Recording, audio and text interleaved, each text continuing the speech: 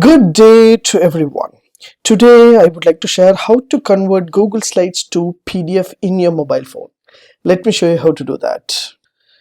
Yes, from my mobile, I just opened Google Slides and I have lot of slides over here. I just want to convert some slides from Google Slides to PDF so that I can able to share with my friends.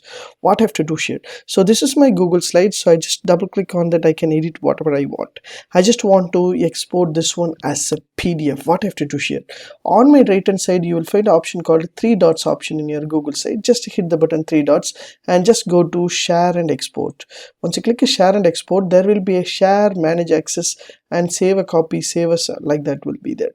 So just click a save as option. Once you click a save as option, there will be a PowerPoint, PDF, open document, plain, JPG, and PNG will be there.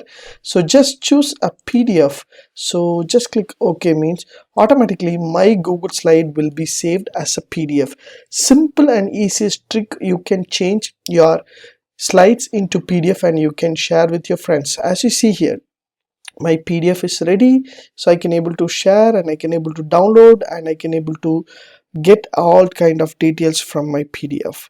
So this is a simple option. Use this option to create your Google Slides to PDF and share with your friends.